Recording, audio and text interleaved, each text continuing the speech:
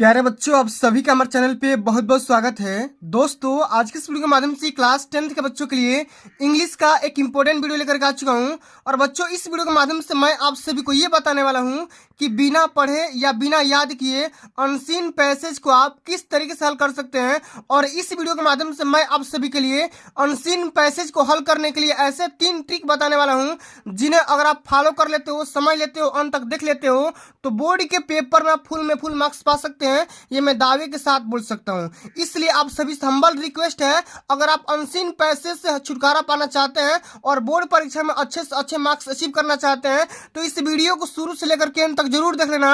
Video को like कर देना, शेयर कर देना, अगर चैनल पर नए हो तो सब्सक्राइब भी जरूर कर देना। ठीक है, आइए सबसे पहले दोस्तों मैं यहाँ पे आपके लिए यहाँ पे एक अनसीन पैसेज लेकर के आया हूँ। सबसे पहले आप इन अनसीन पैसेज को समझ लीजिए, देख लीजिए एक नजर। ठीक है, अब इसको सेक्शन ए को हल करना है और सबसे पहला एक क्वेश्चन ये पूछा जाता है कि read the following unseen passage and answer the question given below that. सबसे पहले क्या करना है, इस पूरे पैसेज को, अनसीन पैसेज को, जिसको आप पढ़े नहीं होंगे वही आपसे टॉपिक पूछा जाएगा। ठीक है, लेकिन आपको कैसे करना है, कैसे हल करना है, सब कुछ मैं इस वीडियो के माध्यम से बताने वाला हूं। कि अगर इतना बड़ा पैसेज आएगा तो क्या करोगे, छोटा पैसेज आ जाएगा तो किस ट्रिक के माध्यम से हल करोगे। यहाँ पे देखो, इसी पैसेज से रिलेटेड यहाँ पे 4 क्वेश्चन पूछ जाएंगे, जो कि कुल मिलाकर के 10 नंबर के पूछे जाने वाले हैं। ठीक है, तो इस वीडियो के माध्यम से दोस्तों मैं आप सभी का पूरा 10 नंबर क्लियर करने वाला हूं। इसलिए वीडियो को 1 सेकंड भी स्किप मत करना, फॉरवर्ड मत करना। ठीक है, आप शुरू से लेकर के अंत तक जरूर देख लेना। इस वीडियो के माध्यम से मैं आप सभी को 3 ऐसे ट्रिक बताने वाला हूं,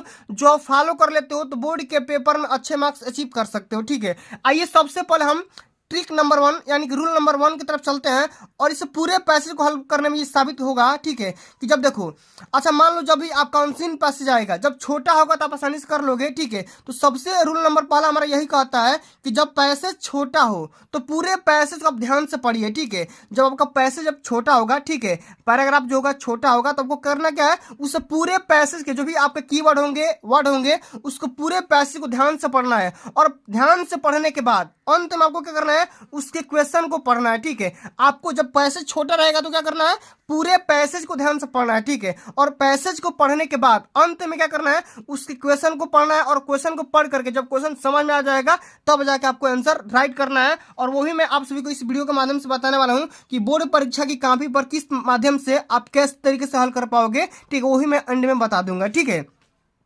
चलिए अब हमारा रूल नंबर 2 ये कहता है दोस्तों कि जब आपका पैसेज बहुत बड़ा आ जाए तो क्या करोगे। बहुत सारे बच्चे कंफ्यूज हो जाते हैं कि जब पैसेज बहुत बड़ा आ जाता है, पैसेज में ऐसे ऐसे कीवर्ड आ जाते हैं कि उनको समझ में नहीं आता है। ठीक है, तो जब पैसेज बहुत बड़ा आ जाए और पढ़ने के बाद भी समझ में नहीं आ रहा है तो कैसे कर सकते हो, तो आपको क्या करना है, सबसे पहले उस पैसेज को छोड़ देना है। ठीक है, पढ़ना नहीं है, और पैसेज में जो भी आपके क्वेश्चन दिए गए हैं उनको क्वेश्चन को सबसे पहले पढ़ो। ठीक है, जब आपका पैसेज बड़ा आ जाए तो पैसेज को छोड़ दो और पैसेज को छोड़ने के बाद आपको क्वेश्चन को रीड करना है। ठीक है, सबसे पहले यहाँ पे देखो, ये भी देखो, मैंने पैसेज को यहाँ पे बहुत बड़ा लेकर के आया हूँ और इस पैसेज को आप पढ़ नहीं पाओगे। ठीक है, पढ़ने के बाद भी समझ में नहीं आएगा तो क्या करना है, आपको इसके 4 क्वेश्चन को दिए गए हैं, इन 4 क्वेश्चन को पढ़ना है और पढ़ करके आंसर यहाँ पे फाइंड आउट करना है। अब यहाँ पे हम समझेंगे रूल नंबर 3 में। ठीक है, जो कि इससे भी ज्यादा इंपॉर्टेंट होने वाला है। ठीक है, अब देखिए, समझिएगा कि क्वेश्चन के कीवर्ड की सहायता से, ठीक है, पैसेज में आंसर को खोजना है और खोजने के बाद आंसर के अकॉर्डिंग, ठीक है, या क्वेश्चन के अकॉर्डिंग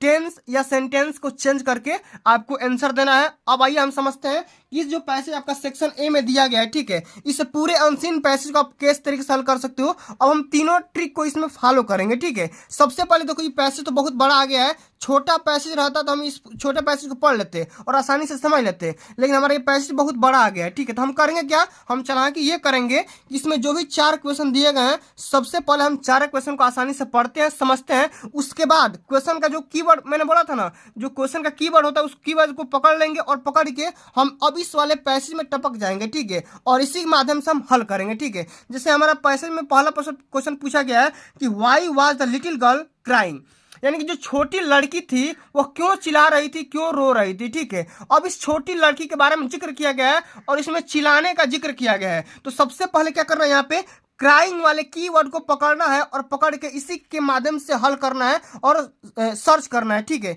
तो यहाँ पे देखो, सबसे पहले यहाँ पे देखो, अंत में यहाँ पे लिखा गया है कि the little girl was in tears, यानी कि लिटिल गर्ल के आंखों में आंसू थे, ठीक है। और द पाइन ट्री, ठीक है, जो भी आपका पेड़ था, bent as much as the could and asked her what is the matter, matter क्या है और व्हाई आर यू क्राइंग, तुम क्यों रो रही हो, ठीक है। यहाँ पे देखो क्राइंग वाला मैटर आ गया, ठीक है। इस वाले क्राइंग को पकड़ना है और पकड़ने के बाद यहाँ पे देखो इसका जो लड़की है बाद में बोल रही है कि the little girl still sobbing replied, जो छोटी लड़की है भाई रोते हुए बोल रही है कि I was gathering flower for a girl and for goddess Durga, मैंने माता दुर्गा के लिए, ठीक है, फूल के माले इकट्ठे किए हुए थे, ठीक है, ठीक। और यहाँ पे देखो हु आई बिलीव, जो कि मैं बहुत विश्वास करती हूँ उन पे ऊपर, ठीक है। Would help my parent to overcome their poverty and I have lost my way, मैंने अपना रास्ता भूल चुका हूं, ठीक है। तो इसी को यहां से पकड़ना है और पकड़ के हल करना है। लेकिन आप इस देखो मैंने क्या बोला था, सेंटेंस को और टेंस को भी चेंज करना है, ठीक है, इसी क्वेश्चन के अकॉर्डिंग। तो अब इसी देखो यहां से लेकर के अगर यहां तक भी आप लिख दोगे ना तो मैटर समझ में आ जाएगा, एग्जामिनर समझ में आ जाएगा, उसको समझ में आ जाएगा कि आप क्या लिखना चाहते हो, क्या पढ़ना चाहते हो, क्या बताना चाहते हो। लेकिन क्वेश्चन के अकॉर्डिंग आपको सेंटेंस को और टेंस को चेंज करना होगा, वो मैं एंड में बता दूंगा, ठीक है, किसको कैसे हल करना है। अब आइए सेकंड क्वेश्चन पे आते हैं कि what lesson does the story teach us. अच्छा ये स्टोरी है, ये स्टोरी किस पे बेस है, स्टोरी हमें क्या शिक्षा देना चाहती है, इसी के बारे में आपको लिखना होता है, ठीक है। तो जो देखो कोई भी इंसान अगर अपने रास्ते से भटक जाता है या परिस्थितियाँ उसकी बिगड़ जाती है तो उसको क्या करना होता है, हेल्प करना होता है, सहायता करना होता है। ऐसा नहीं है कि अगर कोई भी इंसान अगर मुसीबत में फंस जाए तो उसका साथ छोड़ दो, ठीक है, ऐसा नहीं होता है, उसका सही रास्ता दिखाओ, ठीक है। तो इस जो पैसे हमारा दिया गया, इस पैसे से हमें यही शिक्षा मिलती है कि जो भी लोग होते हैं परिस्थितियों के अकॉर्डिंग लड़ रहे होते हैं तो उनका परिस्थितियों में साथ छोड़ने के बजाय उनका साथ दीजिए, ठीक है, तभी वो आपको फ्यूचर में कभी आपका भी साथ दे सकते हैं, ठीक है। ये हमारा पैसे ये बोल रहा है, इसको भी मैं लिख करके बताऊंगा कि किस तरीके से आप लिखोगे, ठीक है, सब कुछ बताऊंगा। अंत में देखो तीसरा क्वेश्चन पूछा जा रहा है कि what is meant by the word cluster. अच्छा यहाँ पे देखो एक क्लस्टर शब्द आया है, यहाँ पे देखो लिखेंगे एमांग द क्लस्टर ऑफ ट्रीज। अच्छा क्लस्टर ऑफ ट्रीज मतलब पेड़ों का समूह, ठीक है। अच्छा इसमें क्लस्टर का मिंट पूछ रहा है हिंदी में, इसका फिर इंग्लिश में ही बताना है। तो इसका पैराग्राफ 1 में पूछा गया जो भी आपका शब्द है क्लस्टर का, इसका हमको अर्थ लिखना है, ठीक है। तो क्लस्टर का अर्थ हो जाएगा ग्रुप, ये भी मैं लिख करके बताऊंगा, परेशान मत होना। अगला हमारा क्वेश्चन पूछा गया कि what is the meant by word withered. अच्छा विदर्ड का मतलब भी पूछा गया, तो विदर्ड का मतलब होता है श्रंक, विदर्ड का मतलब होता है मुरझा जाना। अच्छा कोई भी फूल बनाओगे, पत्तियां बनाओगे तो कुछ टाइम के बाद वो मुरझा जाता है, ठीक है, मुरझा जाता है, ठीक है। तो उसी के बारे में यहाँ पे लिखना होता है। अब आइए दोस्तों हम किस प्रकार अपने आंसर को एग्जामिनर के सामने इंप्रेस करेंगे, ठीक है, उसको समझते हैं। अच्छा पहला हमारा क्वेश्चन क्या पूछा गया था कि why was the little girl crying. अब इस वाले क्वेश्चन को आप कैसे हल करेंगे, इस क्वेश्चन को हल करने के लिए मैं यहाँ पे लेता हूँ एक छोटी सी बोर्ड वाली कॉपी, और इस कॉपी में हम इसके आंसर को हम यहाँ पे रखेंगे, हल करेंगे, ठीक है। अच्छा यहाँ भी लगा देंगे आंसर नंबर, यहाँ पे आंसर यहाँ पे पहला, ठीक है, पहला नंबर हम आंसर का जवाब दे रहे हैं। हम यहाँ पे लिखेंगे कि भाई लड़की क्यों चिल्ला रही, ठीक है। तो मैंने पूरा मैटर समझ भी गया है और समझा भी दिया आप लोगों को कि क्या कैसे करना है, सब कुछ मैंने बता दिया। यहाँ पे लिखेंगे कि the little girl was crying, ठीक है, क्या लिखेंगे कि द लिटिल गर्ल, ठीक है, आराम से लिखना है, ठीक है, द लिटिल गर्ल, ठीक है, the little girl was crying. अच्छा रो रही थी ना, रो रही थी, यहाँ पे लिखेंगे the little girl was crying. अच्छा क्यों रो रही थी, तो क्यों का जवाब वाई से या बिकॉज से भी दे सकते हैं या एज लगा करके भी दे सकते हैं, यहाँ पे एज, ठीक है। आगे लिखेंगे सी हैड, ठीक है, क्या लिखेंगे she had lost, she has lost her way, ठीक है, हर वे मतलब होता है रास्ता। भाई वो जो छोटी लड़की थी अपना रास्ता भूल चुकी थी, भटक चुकी थी, ठीक है। आगे लिखेंगे वाइल, अच्छा कब खो गई थी, भूल गई थी, वाइल गैदरिंग, ठीक है, क्या करने गई थी, गैदरिंग करने माने इकट्ठा करने गई थी, एकत्र करने गई थी, ठीक है, गैदरिंग फ्लावर्स, ठीक है, क्या लिखेंगे flowers for a girl land, ठीक। अच्छा गर्ल लैंड का मतलब क्या होता है बताओ तो, गर्ल लैंड का मतलब होता है माला, ठीक है, माला, ठीक है, ऑफ गॉडेस, ऑफ गॉडेस, ठीक है, गॉडेस दुर्गा, ठीक है, लिख देंगे यहाँ पे दुर्गा, ठीक है। आगे लिखेंगे इसी में कि हु सी बिलीव्ड, ठीक है, यहाँ पे लिखेंगे हु सी बिलीव्ड, ठीक है, बिलीव्ड, ठीक है, would help, would help her parent, her parent, ठीक है, to overcome their poverty, overcome their poverty, ठीक है। इस प्रकार आपको हल करना है, ठीक है। अगर आप ये स्टेप फॉलो करते हैं तो बोर्ड में ऑब्वियसली बात है अच्छे से अच्छे मार्क्स अचीव कर सकते हो, ये मैं दावे के साथ बोल सकता हूँ, ठीक है।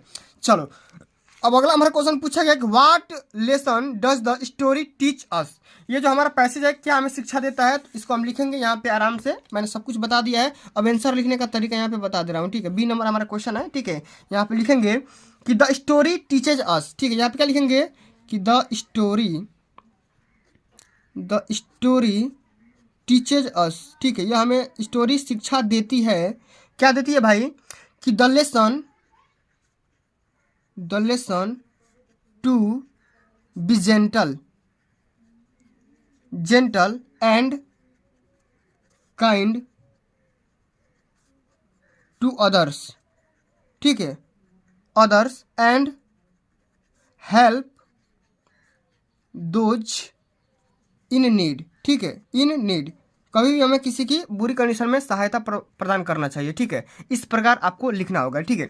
अच्छा तीसरा क्वेश्चन क्या बोल रहा था, तीसरा क्वेश्चन बोल रहा था कि what is the meant by word cluster. अच्छा क्लस्टर का शब्द पूछ रहा है, क्लस्टर का मतलब एक लाइन में यहाँ पे लिख देंगे, क्लस्टर का मतलब होता है ग्रुप, क्लस्टर का मतलब क्या होता है, ग्रुप लिख देंगे, समूह लिख देंगे, GROUP, ठीक है। अच्छा अगला हमारा जो क्वेश्चन पूछा गया था विदर्ड का मतलब पूछा गया था, तो विदर्ड का मतलब होता है श्रृंग, क्या लिखेंगे यहाँ पे श्रृंग लिख देंगे, SRUNK। अच्छा श्रृंग का मतलब होता है मुरझा जाना, ठीक है। तो इस तरीके से आपको बोर्ड के पेपर में कापियां भी लिखना है और साथ में अनसीन पैसेज को हल करना है, ठीक है। अगर दोस्तों आप इतने पूरे ट्रिक को अगर माइंड में रख करके बोर्ड के पेपर में जाते हो तो अब इसलिए बात है बोर्ड में अच्छे से अच्छे मार्क्स अचीव कर सकते हो, ये मेरा विश्वास है, ठीक है। तो दोस्तों आज के लिए बस इतना ही। अगर ये वीडियो आप सभी को अच्छी लगी होगी, हेल्पफुल लगी होगी, तो वीडियो को लाइक कर देना, शेयर कर देना, अगर चैनल पर नहीं हो सब्सक्राइब कर देना। जल्दी मिलते हैं अगली वीडियो में, तब तक के लिए जय हिंद, जय भारत, वंदे मातरम।